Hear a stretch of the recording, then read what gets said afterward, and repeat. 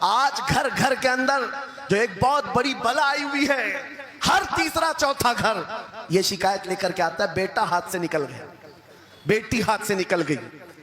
ماں باپ اس بات کے لیے روز پریشان ہیں، بیٹا ہاتھ میں نہیں آتا، بیٹی ہاتھ میں نہیں آتی۔ جہاں یہ جوان ہوئے 10ویں پاس کیا، یہ منہ دکھاتے ہیں ہم کو، آنکھ پھراتے ہیں ہم کو۔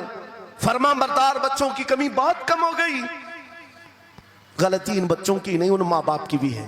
تم نے ان کی تربیت تو کھلونوں سے کی ہے، ان کی تربیت میں تو تم چاہتے تھے کہ ہر سنڈے ان کو پکنک پر لے جائیں، بچہ خوش ہو جائے گا، ان کو گھمائیں گے پھرائیں گے، جو بچہ مانگے گا سب لا کر دیں گے۔ ارے یہ 14 سال کا نہیں ہوا، ہاتھ میں موبائل بھی پکڑا دیا، سب کچھ کر دیا بچے کے لیے، اور اب باپ یہ سوچتا ہے یہ 16 سال کا ہو جائے تو میری بات ماننا چاہیے۔ ایک بات یاد رکھو، زمین میں ادرک بو کر کے گنا آنے کی امید مت رکھنا، بے شک بے شک، جو بوتے ہو وہی فصل آتی ہے۔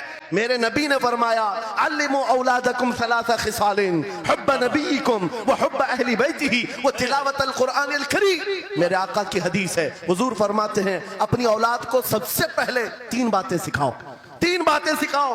کیا ہے؟ نمبر 1 اپنے نبی کی محبت سکھاؤ۔ بے شک، سبحان اللہ۔ کیا ہوگا اس سے؟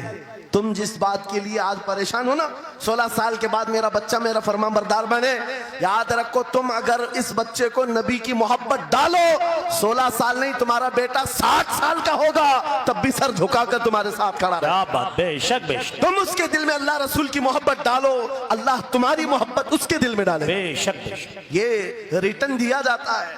نمبر 1 اپنے نبی کی محبت، نمبر 2 رسول پاک کے اہل بیت کی محبت۔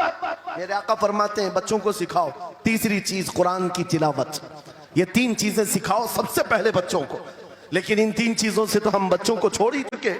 سب سے پہلی چیز جو سکھانی تھی وہ اپنے نبی کی محبت۔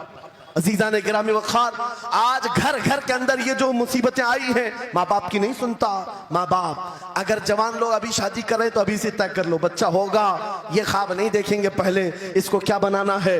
تم اگر اللہ اس کے رسول کی محبت ڈالنے کی خواب لے کر اس بچے کی تربیت کرو، انشاءاللہ وہ ڈاکٹر بھی بنے گا، انجینئر بھی بنے گا، پروفیسر بھی بنے گا، لیکن ساتھ میں عاشق رسول بھی بنے گا۔ سبحان اللہ، سبحان اور جہاں یہ دولت لے کر کے کھڑا ہوگا، عشق رسول کی دولت لے کر کھڑا ہوگا، اور پروفیسر بھی ہو جائے، ڈاکٹر بھی ہو جائے، کچھ بھی ہو جائے۔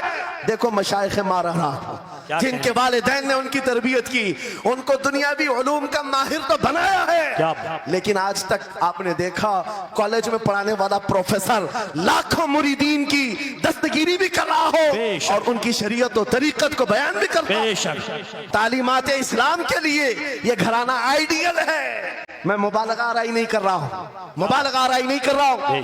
جہاں پر ایک بیٹے کو باپ نے وقت کا ایک بڑا پروفیسر بنایا تمہارے اسی شہر کا، دوسرا بیٹا اگر انکم ٹیکس کا چیف بن چکا ہو، کیا بات، تیسرا اگر پولیس کی ڈپارٹمنٹ میں ڈی آئی جی یا بڑے عہدے پر پہنچا ہو، لیکن ہم نے ہر ایک کو دیکھا، چاہے یہ دنیا کے کسی مقام پر جائیں، جب یہ اپنے اسلاف کی بارگاہ میں آتے ہیں تو سر جھکائے ہوئے شریعت کے طریقت کے سنگم نظر آتے ہیں۔ کیا بات، بے شک بے شک، بے شک، اس لیے کہ ان کی تربیت صرف اور صرف ٹیوشن کے بہانے نہیں چھوڑ دی گئی تھی، کیا کہیں، لوگوں کی گود میں ڈال کر۔ جیسے آج لوگوں کو لگتا ہے بچے کو پڑھانے کے لیے مہنگی اسکول دے دو، اچھی سے اچھی اسکول، اور بچہ آئے تو شام میں ٹیوشن کے لیے کسی ٹیچر یا پروفیسر کو دے دو، بچہ تمہاری گود میں آیا ہی نہیں۔ سنڈے سنڈے تو باپ سے بچے کی ملاقات ہوتی ہے، اور وہ بھی پکنک کے نام پہ ہوتی ہے۔ کیا کہیں، یہ حالات جب بچوں کے ساتھ تربیت کے ہوں گے تو یہ بچے جن سے تربیت حاصل کیے ہیں ان کے نقش قدم پر چلیں گے۔ لیکن تم اگر شریعت کا ٹرانسفر چاہتے ہو، اسکول بھی پڑھاؤ، ٹیوشن بھی پڑھاؤ، لیکن عشق رسول کی دولت اپنے سینے سے ان کے سینے میں ڈالو۔ بالکل بے شک۔